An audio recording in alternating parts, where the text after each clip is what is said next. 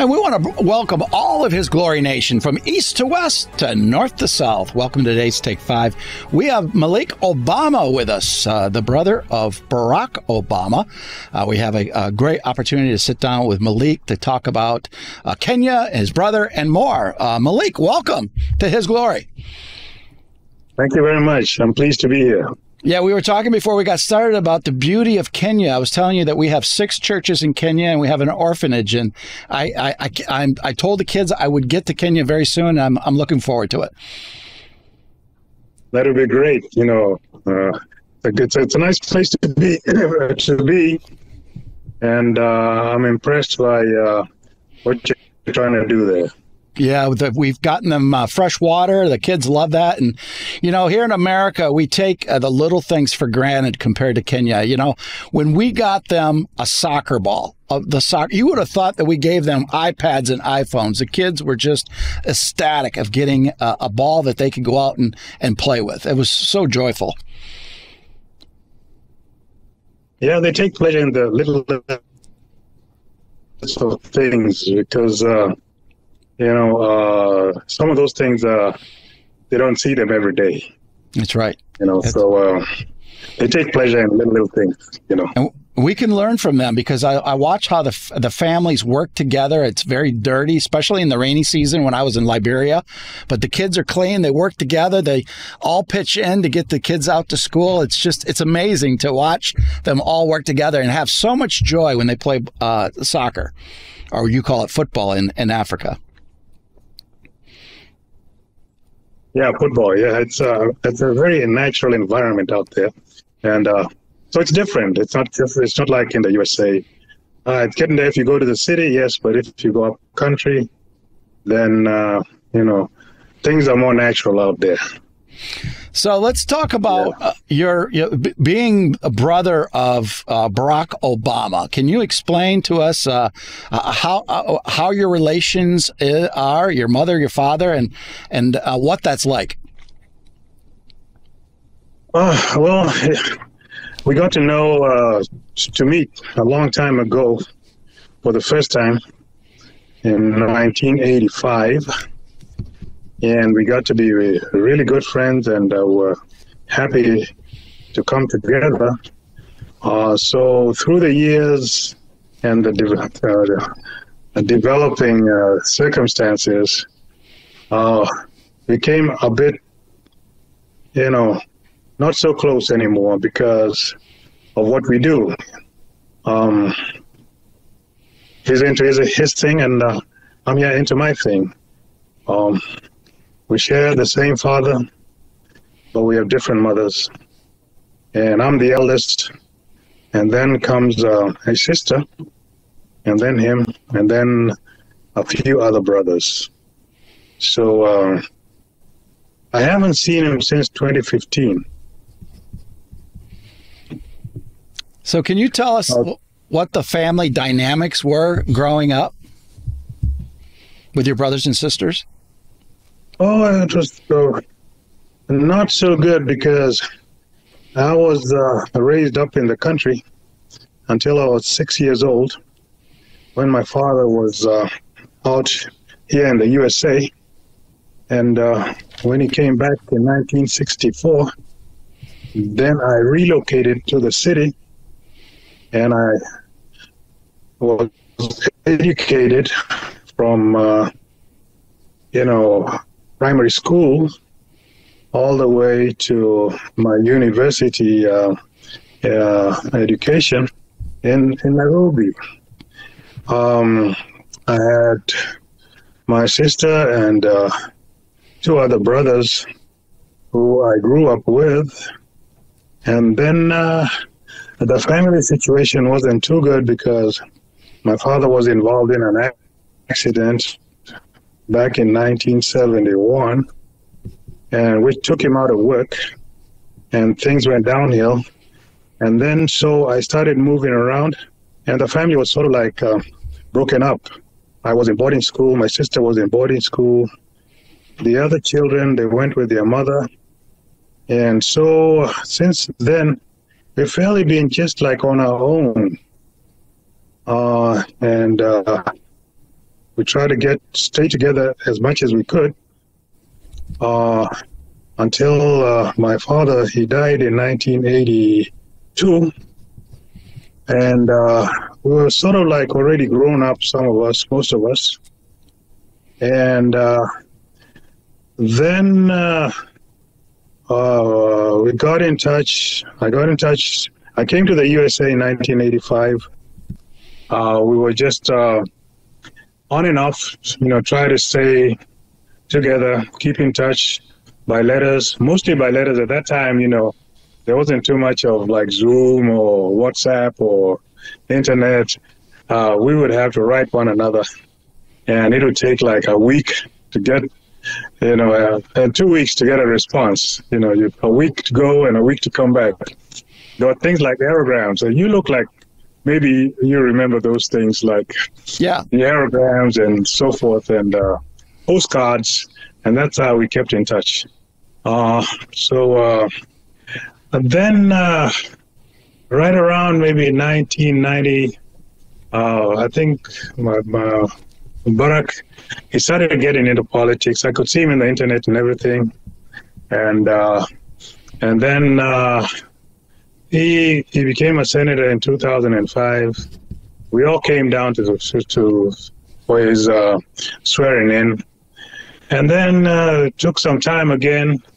And then I heard that from the news and everything that he was running for president. And then he won the elections, and we came over for the inauguration in 2009. It was in January. And things were pretty much still okay until he got into his shell. And being the president and everything, it's like you're in a different class. Yeah.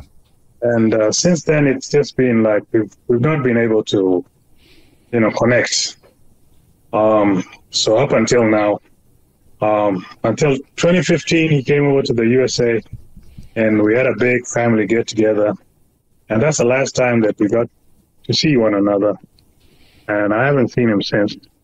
Wow. I've tried my best, to get in touch, but with all. He has he's in a cocoon, and it's really difficult to reach him.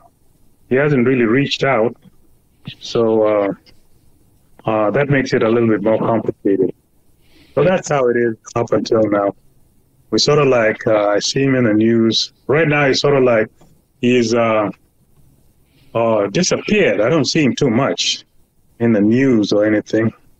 So I'm not really sure what he's doing or what he's up to. I continue to just live my life and travel back and forth between Kenya and the USA. So that's how it really is. What would you like to say to him if he was watching today? He should just come down to earth, I think that's what I'll try to tell him. Just try to come down to earth.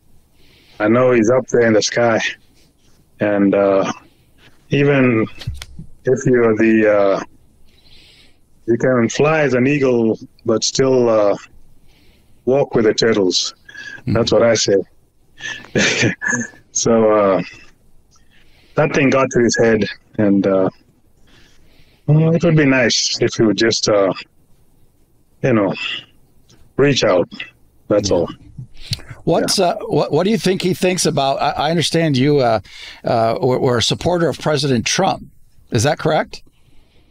Yeah, I've been a supporter since around when he was running for the 2016 elections, and a big part of that was, I realized the hypocrisy in the world, okay? And primarily, how my brother was behaving and the others. And when Mr. Trump came along, he's straightforward. He seems to be shooting from the hip. I think he's what what he is. I don't think that he's another personality behind what he is. And I like that because he's straightforward and seems to be talking from the heart. And a lot of the Democrats, they say that they're for the, what can I say, the ordinary people. But when you look at them, there's not really much that they're really doing. And I became a Republican.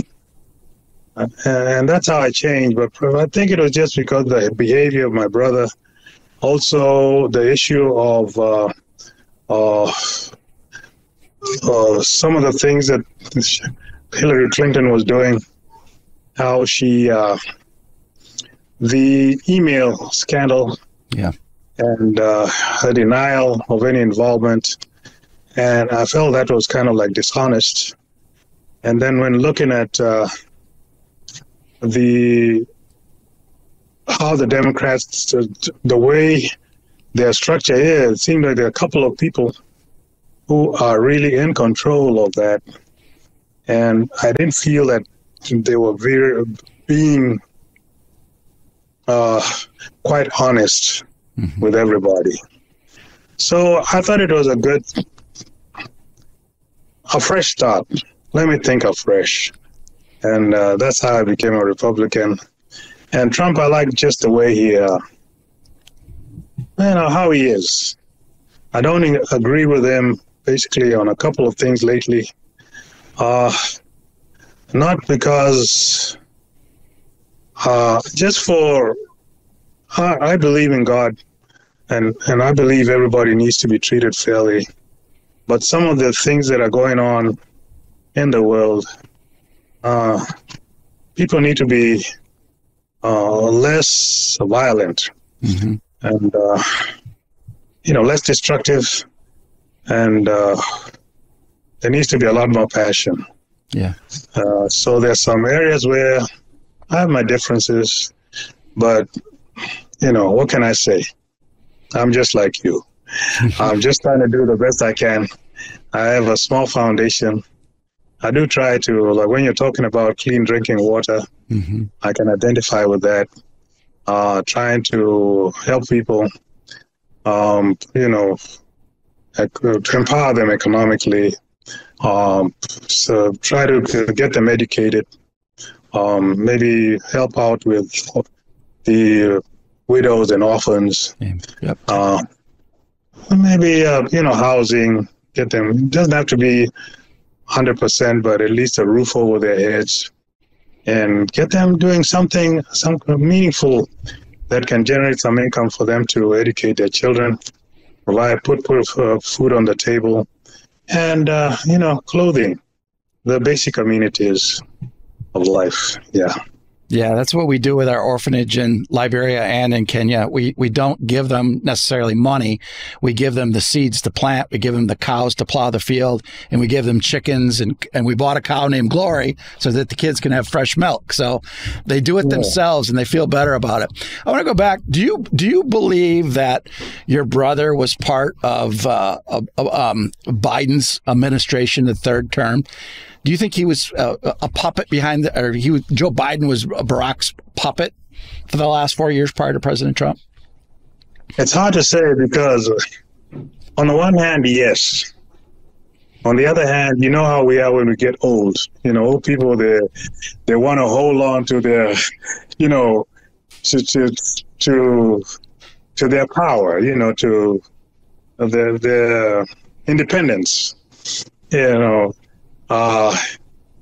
So Biden, I think he was struggling with that because he was kind of old now, and he was trying to show everybody that he still had it, So, but being the vice president of Obama, there's no way that he could really have that independence, not really.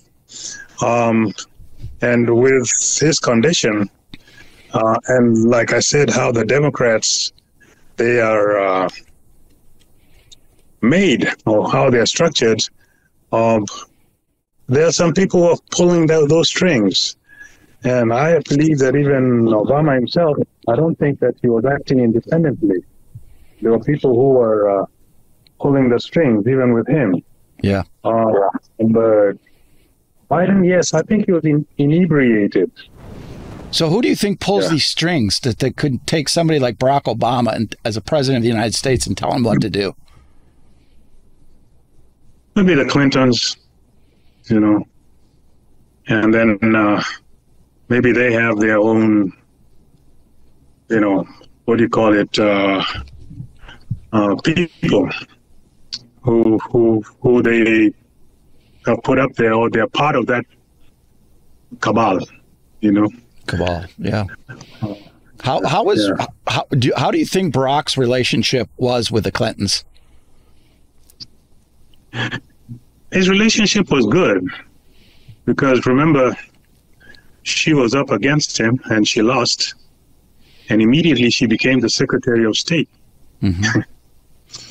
So he touched her inside. Is that a case where you keep your enemies close to you? And no, that's what I mean, that maybe she was part of the... Well, what may have happened is that maybe they wanted Clinton to win, but because of his charisma and his personality, he got the nomination. Yeah. See? And then there was not really much that she could do, because it was an open... This is a democracy. So they must have got behind closed doors and decided, okay, since I'm going to go and let me go and run for presidency, to be president, and then once I'm in there, then I'll bring you back in. Mm-hmm. So I'm sure there was some round table discussions going on, and they still get along. It's not like they're enemies. They're not. So they have a good relationship. Okay. So let's touch on how did, from your perspective, how does Barack Obama, there's controversies in the United States that he was born in Kenya. How does he go to Columbia University? Nobody knows who he is. Chicago. I knew when I was in the corporate world, my boss knew of Barack Obama. I didn't know who Barack Obama was, but he was dating Barack Obama, and my boss was a male. How do those kind of things? How do those never come out? How was that kept quiet for so long? It's hard to say, Pastor Dave. It's hard to say because, we didn't grow up together. We got to meet for the first time in 1985 when we were grown up. I think I was 27, something like that. And he was also, he's 3 years younger than I am, so he was like 25. So where he had been, where the people he was with, I wasn't there, I know when I went up to Chicago, his first girlfriend was called Sheila. She's a lady, I think she's an Oriental lady or an Asian lady or something, I remember. Okay. And I got to meet Michelle for the first time when I went up for their wedding. This is back in 1992, I think. So I didn't know anything about Michelle. And I didn't know really anything about Barack's private life, not really. We just kept it on the surface. We didn't try to dig into any of our personal lives. Maybe we were afraid of maybe I was afraid I'd find something that was horrible, that would hurt me, And so we just kept it at that level where everything was hunky-dory. And here we are, we're brothers and so forth. And we finally got to meet one another. And from there on, it was paradise, that kind of thing. So the question of whether he was heterosexual, bisexual, gay, it's hard to say. And it's not for me here to say no, that he wasn't, because I really didn't know him that much. Not really. Personally or, privately. I did meet him. I didn't see him with any man, no. Most of the times, the 2 times that I saw him was with Sheila and with Michelle. Now, when I met Michelle for the first time, she looked like a lady. I didn't see anything queer about her. Not really. Not until lately, when I'm seeing pictures of her on the internet. And she has all these muscles. She's like a bodybuilder. And as they say, a quarterback. Yeah. So I'm sort of like, what's going on here? And like what you're saying is that I know you wouldn't say such a thing if it wasn't something that was you had seen. Yes, I saw it. I mean, it's not like you just made it up. So it's hard to say because some of these facts are not there. Like I wasn't there. Okay, for a fact, I question whether his mother and my father were married. That I question. Of him, yes. But my father, was a playboy. Okay. He liked to run around. So now whether they were married, I've not seen a marriage certificate. Okay, I've seen him produce a birth certificate, but I've not seen him produce the marriage certificate between his mother and my father. Maybe we should start from that point. Yeah. So I can't say because I don't know. I was not in my. I don't know. I can't question or try to delve into. I have a book about my dad and my family called Barack Obama Sr., The Rise and Life of a True African Scholar that I wrote. But I can't say that I know what he was doing in the USA when he was here studying between 1959 and 1964. But for a fact, I've not seen... Hello? Yep. Can you hear me? Yeah, now I can hear you. For a fact, I've not seen a marriage certificate. So he could be my father's son. But whether he's a legitimate... there's any legitimacy to that, it's hard to say. Where he was born, I can't say because I wasn't there,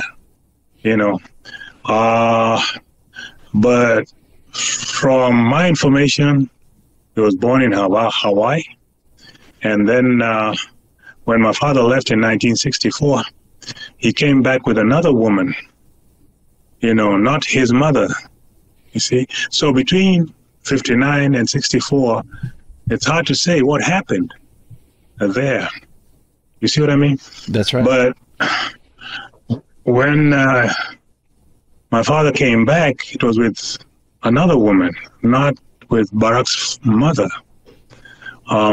So it's hard to say because she left, they separated or something like that.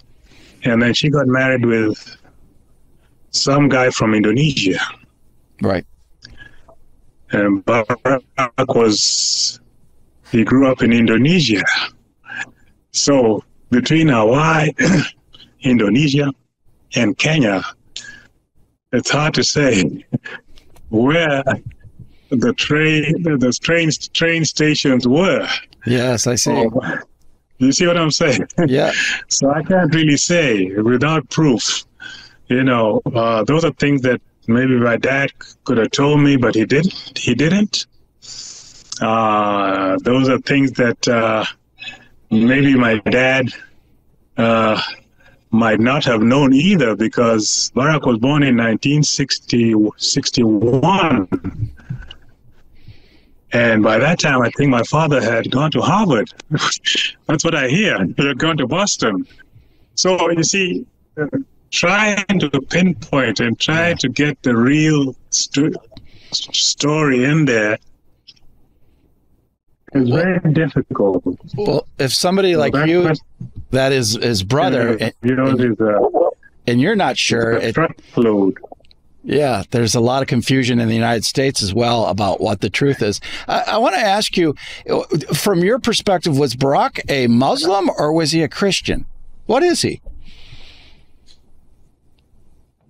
Do you know? I don't know what he is because when I first met him, it seemed to me like he wasn't in any denomination. He was just, running around. I didn't see him go to church. I didn't see him. We didn't talk about religion because at that time I wasn't really also, I was just young, reckless, and wild, at that time.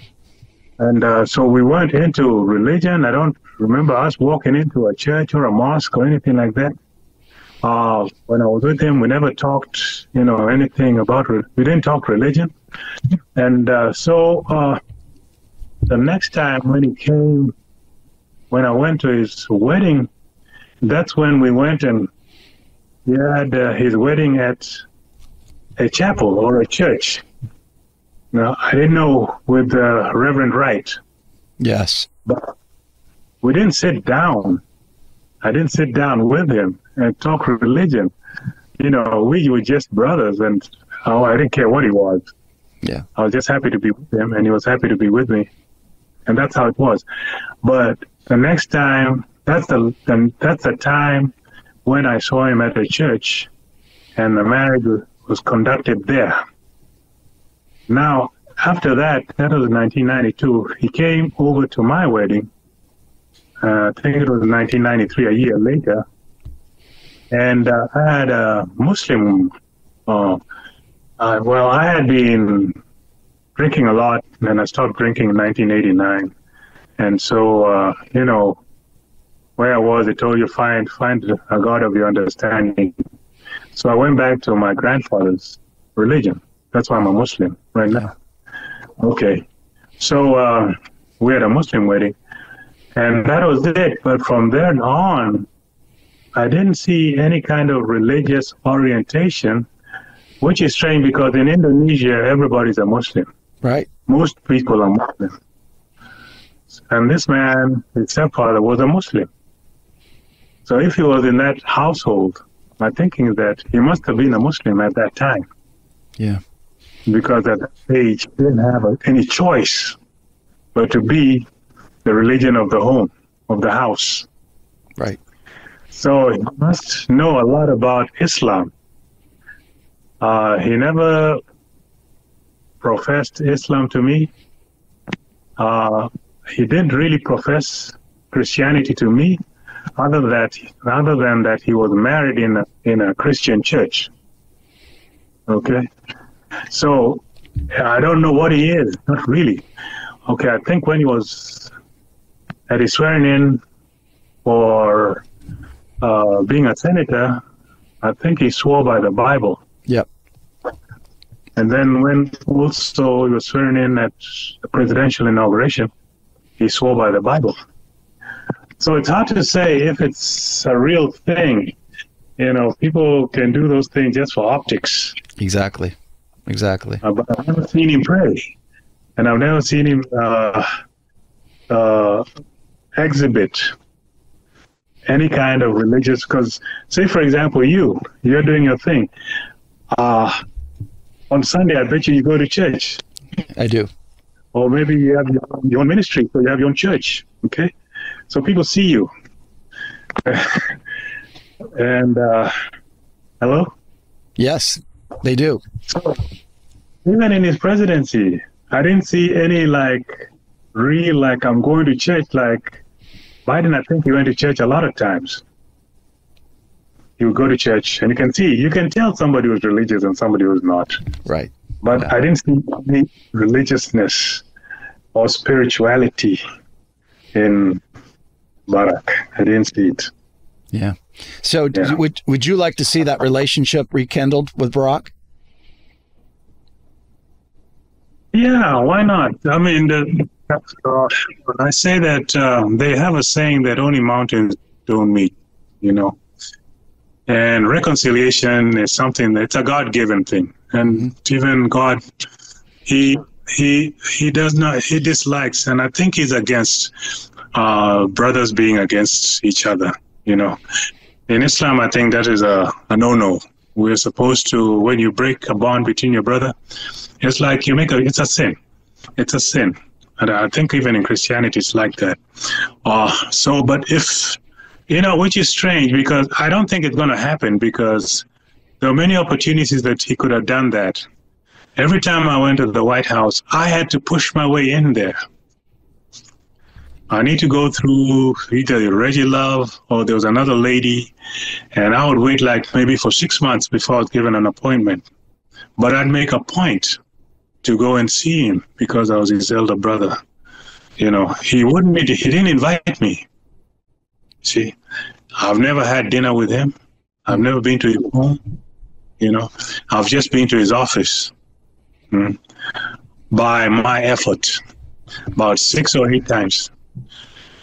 And then when he came to the USA, when he came to Kenya for the family, it was really not, he didn't come because of the family. There was a function that he came to. So I think he wrapped the family thing in that. And, he came and sat by my table.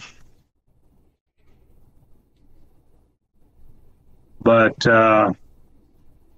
there was no real, it was really, what can I say, like a hands-off kind of thing. It was very business, very official. We were just talking, but there was nothing real like it used to be. Yeah. So he came, we spent a little time together, and then he went back to his table. And then when he came, there was a function. I think he was going to Mandela's funeral or burial or some kind of commemoration down in South Africa. So he was passing through. So while he was on his way there, he stopped by. My sister has some kind of foundation also there. And he came and opened some facility that she has. I was there too, but he didn't invite me over, And he really should have. There was no reason. So if he could approach me, I think, I'd say okay. But he hasn't done that. So I'm also shoot. And there's no way you can reach him too. Right. Because I don't have contacts. I don't have anything like that. So if he had, and I find that really strange because he's a laureate. He received a Nobel Peace Prize, and he should. I'm his elder brother, so he should sort of even if I was the one who was acting up, he could try also to reach out. Yeah, use that Nobel Peace Prize for his brother. Those are the principles that underlie receipt of that award. That's right. So Malik, again, thank you. But I've not seen him do any of that. In fact, right now there's a lot of turmoil. Hello? Yes, Malik, are you back? Malik, we're going to be wrapping up. What's the last thing you want to say to the American audience and to the world about your relationship and Barack Obama? All I want to say is that America is a great place to be. I'm happy to be here, the greatest place on earth, and that America should come first. We shouldn't get into everybody's war. And I'm just happy to be here. It's a great place to be. That's all I can say, And if we can do God's work, I will partner with anybody who's doing God's work. Yes. That's good to hear. Thank you. Well, Malik, before we came on for this interview, I told you about our orphanage in Kenya, and first thing out of your mouth, you said, "Look you up when I come to Kenya," and I know you meant that from the heart, and I will do that. Please do. We're happy to have you. Please. I would love it. And again, as I told you, thanks for having me with you. I told you one of my bucket lists is the safari, so we'll have to go on a safari. Okay, let me know. Let me know in advance. All right, Malik. Okay, thank you bye. so much. You're welcome. Bye. Bye-bye. Bye. Bye.